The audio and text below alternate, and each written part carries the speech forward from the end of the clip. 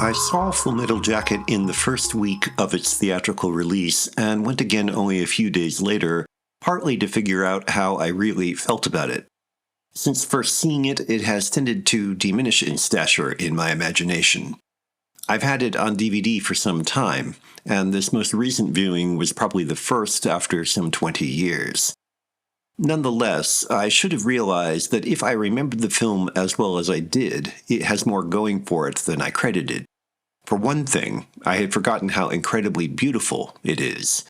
Not in the painterly manner of Barry Lyndon, nor with the cosmic scope of 2001, or even possessing the cold, hard-edged brilliance of A Clockwork Orange, but in a stunningly bleak evocation of the Vietnam War as a modernist hell. Far from the voluptuous, ecstatic jungle vision in Coppola's Apocalypse Now, Jacket recreates the time and place as a dank, hopelessly tangled and chaotic jumble of shattered concrete, twisted metal, consuming fire, and fluorescent glare. The glare is most obvious in the film's first half, in which the protagonist, Joker, Matthew Modine, goes through basic training, or perhaps more accurately, undergoes the brutal conditioning necessary to remove all individuality in each recruit. Often described as the film's best moments, the boot camp scenes are certainly unforgettable, in no small part because of the flamboyant performance by R. Lee Ermey as the training sergeant, and Vincent D'Onofrio's psychotic recruit Leonard, aka Gomer Pyle. The very success of those sequences, however, is partly responsible for my discomfort with the film. For effective as they are also so heavy-handed and grotesque that they overpower the rest. They are too assertive, too exaggerated, too singular to convince they are laying the groundwork for Joker's graduation to killer.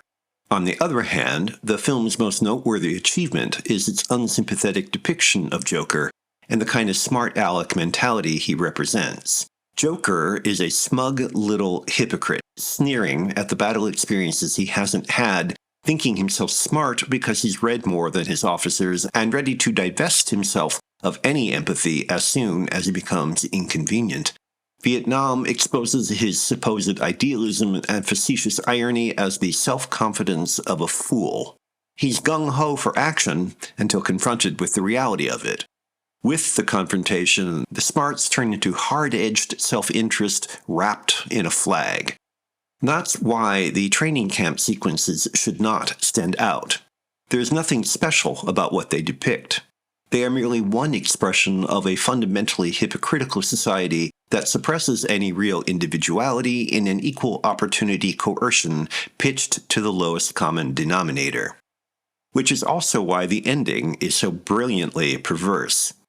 Sadists may murder for pleasure. Fanatics do it for ideology.